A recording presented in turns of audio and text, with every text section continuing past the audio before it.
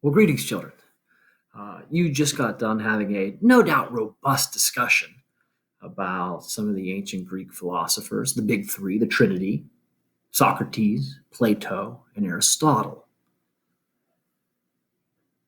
And what we're going to talk about today is one of the people that they influenced, and they influenced in a huge way.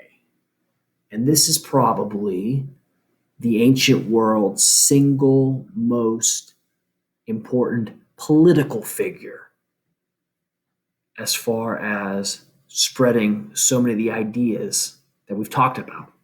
We've talked about the greatness of Greece, right? Its democracy, its architecture, its art, its theater, its philosophy. Well, someone had to bring that to the world. And that someone was Alexander the Great. Now, Alexander the Great was, first of all, not even Greek. Just like you're going to find out later, Hitler wasn't even German. They become associated with that place. Alexander was actually Macedonian. And Macedonia is this mountainous region that is to the north of Greece. They sort of have a relationship, almost like a US Canada sort of thing. Macedonia traditionally was not as powerful militarily, it wasn't as wealthy. They had similar customs. They still spoke a dialect of the Greek language. So they weren't barbarians, bar, bar, bar. They were speaking Greek, but they were sort of looked down upon. They were like, those cousins you don't want to admit are part of the family, second class.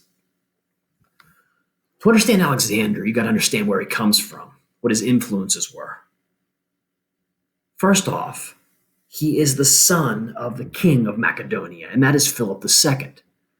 And before Alexander, Philip II is arguably the most important figure in European history because Philip does what Darius and Xerxes and others couldn't do. He conquers all of Greece. Greece had been weakened because the two biggest city states, the two most important, the one we've discussed the most, Athens and Sparta, had gone to war. It was called the Peloponnesian War. And they called it this because it was the battle of the Peloponnesian League versus the Delian League. Those are the groups of allies that revolved around Athens and Sparta. Athens was called the whale because of their great navy, Sparta the elephant because of their great land army. And for an entire generation, they slaughter each other.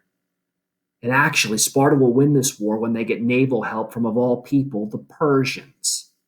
The Persians saw it in their best interest to destroy Athens, so they cut a deal with Sparta, lent them their navy, and they won the war. But the real winner in this was Philip II and the Macedonians, because the Peloponnesian War, Athens and Sparta beat each other so badly they could not repel invasion from Philip. And Philip did what no one else had ever done. He conquered Greece. Philip was a conqueror, and his wife was equally formidable. Now, I say wife like he only had one. Like all royalty of the age, he had dozens and dozens of wives and concubines, but one of his wives was known as Olympias, and this was going to be Alexander's mother. Now, if Macedonia was, the hinterlands, the boonies, there was a area in the mountains, either further to the north, and that's where the mother was from. And they said she was a witch, a sorceress. Said she slept with snakes, and I don't even want to get in what the translation can mean on that. But she was a formidable political actress. She used her power and influence to make sure that her son, young Alexander, had every advantage possible. And one of those was they hired as his private tutor none other than Aristotle himself. Imagine that if you came from a family so wealthy and powerful, Bill Gates could be your private tutor. Stephen Hawking could be your private tutor. Pick whatever famed smart man you want to, smart woman you want to in the 21st century. We don't have a lot of contemporary accounts of Alexander. Everything written about him comes from later, so there could be a lot of grandizing his story. but we'll have to give you the story that is brought down to us. It was said that Alexander's greatness was known even when he was a little kid.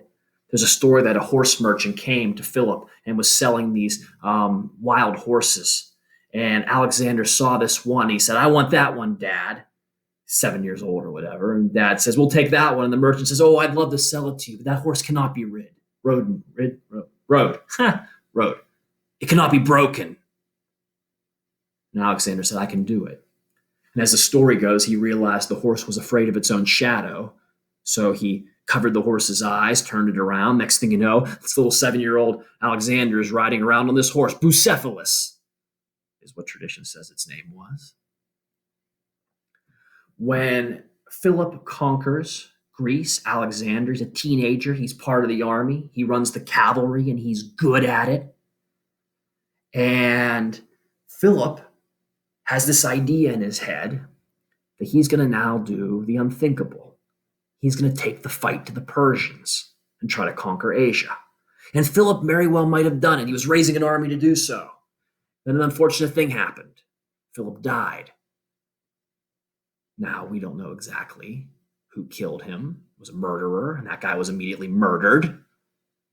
But all signs point to Olympias. Alexander's mother had him killed. She hated Philip, hated his drunkenness. The handsome young man she had married had now lost an eye, had a big belly, and he limped around. And she wanted her son on the throne. And so most historians believe that Olympias had her husband murdered so her son Alexander could take the throne. And that's exactly what happened because of Olympias' machinations. So now here's Alexander. He's 19, 20 years old. And he's now in charge of this Macedonian Greek Empire. And he says, "Let's go invade Asia." And his generals would have thought, "We're going to follow this kid to invade the Persian Empire. We're doomed." But guess what? He never lost a battle. Alexander's use of cavalry was unbelievable. He did things with horses as far as flanking maneuvers that had not been done in warfare before. And he also had a technological, and here's the air quotes, see me, technological innovation. He created a new kind of spear for his men, using a butt plate on the back to balance it. His spears were about 2 feet tall, 2 feet longer than the spears that were used before. And if I got a 14-foot spear and you have a 12-foot spear, if we stand 13 feet apart, you're in a lot of trouble. And these new spears, something as simple as adding a little length to the spear, was enough for him to win battles. Alexander's ego was enormous. Every city he would found on his multi-year trek across Asia, he would name Alexandria, including the great Alexandria in Egypt. He conquers the Egyptians. He conquers the Persians. He tracks down Darius III, later Darius. And in a letter, after he's defeated, Darius writes to Alexander, and he calls him, king and conqueror. And Alexander writes back and says, "Your name is Darius. You have no titles, and I am the new emperor of Persia."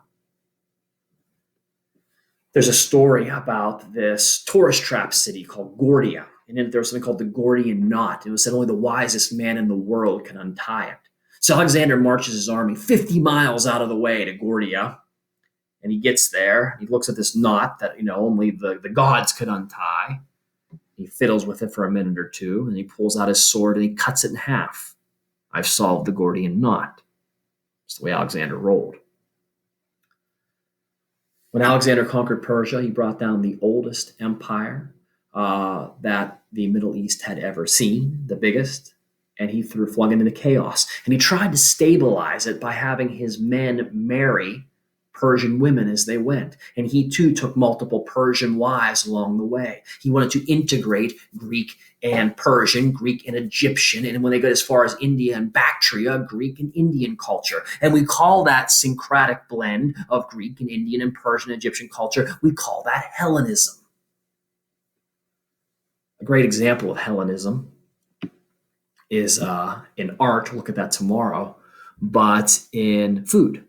So one of my favorite places to eat is the Taj Mahal Indian restaurant on McKnight Road, and on their buffet they have these fried balls of dough, these like fried spheres, and they're in this honey saffron sauce. You get a little mango pudding on the side. Just magnificent dessert called gulab jamun. It's an Indian dish, so I thought. And a couple months later, I'm at the Greek Fest in Oakmont, and they have this dessert. And it's these fried spheres of dough and a honey saffron sauce. They call it lokomades. They can't be Greek and Indian. Well, actually, they can. We don't know if Alexander and his men brought a Greek dessert to India, or his men brought the Indian dessert back to Greece. But either way, 3,500 years later, both sides claim this. And they say it was the original, but really it's an example of the cultures blending. Now, desserts really don't matter in the grand scheme of things, but it's a good illustrative example of how this cultural syncretism works. By the age of 26, Alexander and his men have been gone on campaign about 7 years, and they pushed all the way from Greece to India. There is a famous battle against the Bactrians. They were northern Indians. And I just imagine being a Greek soldier in your phalanx at this battle. You've been gone 7 years. You're on literally the other side of the world now. You're fighting with your big spears. You're in your phalanx. You're ready. And through the jungle, you hear this noise. And all of a sudden, exploding through the underbrush is what you can only assume is a monster. Is something like out of the Iliad or the Odyssey. It's 20 feet tall. It has these enormous tusks and ears and this nose appendage swinging back and forth. And oh yeah, there's guys on top of it shooting arrows at you. Of course, what the Indians were riding were war elephants. Could you imagine if you'd never seen an elephant before? And all of a sudden, an elephant charges you with a guy shooting arrows at you. And the Greeks won this battle too. Alexander cannot be defeated. When I say Alexander's winning these battles, you got to understand something. This guy's actually in the thick of the fighting. This is the time when the head of state, like Darius, was in a chariot on the other side, and he was fighting. Alexander, maybe not Darius because of the Persian way, but Alexander, he has sword and spear, and he's in the mix. He's fighting. Can you imagine a head of state fighting in a modern war? You know, like Winston Churchill in fatigue shooting a rifle across a trench at Adolf Hitler. Can you imagine, in the 90s, Bill Clinton dropping missiles on Kosovo, or George W. Bush running around the deserts of Iraq? It's so crazy. It just makes you laugh when you say it.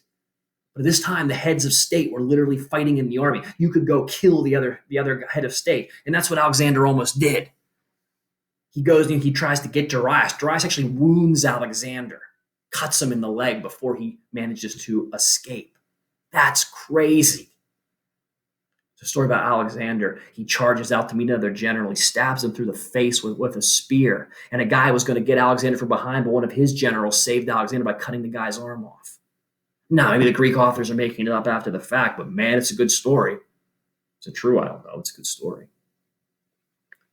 The Greeks won that battle against India, and they conquered areas in northern India. And Alexander wanted to push on to what they thought was the end of the earth, China. And his men said, no, we will not go any further. They mutinied. We want to go home. We've conquered all there is to conquer. We've taken everything a man could possibly want. Let us go home. And Alexander relents, and they march back to Macedonia. Alexander is 27 years old, and he's conquered the world. And he was in his early 30s. He had finally made it back. It took years to get there. And he was working on his next military expedition of conquest. But one night, Alexander goes for a swim. And when he wakes up in the morning, he has a cold, and the cold turns to a fever. And within a couple days, it's pretty clear that Alexander the Great, who had conquered the world, who could not be brought down by arrow or sword or sling, was going to be brought down by disease. On his deathbed, they asked Alexander, to whom should your empire go? And Alexander responded, to the strongest. At age 32, Alexander dies. Before his body is even cold, his generals start fighting with each other, and his empire falls apart. It fractures into various pieces. One of his generals, named Ptolemy, takes Egypt. He'll rule that for generations, where Cleopatra's line is going to come from. More on her later. It is a great what if of history. What if Alexander would have lived? What if Alexander could have executed that plan that he was authoring? He wanted to go not east this time, but the west, because he'd heard about a city, a republic, a power that was growing in the Mediterranean. And what if of history if Alexander could have actually launched his invasion on the growing power of Rome. Alexander never makes it to Rome. Rome will be allowed to grow and prosper. The Roman Republic will become perhaps the greatest empire of Western civilization. And let's make Rome our story for another day.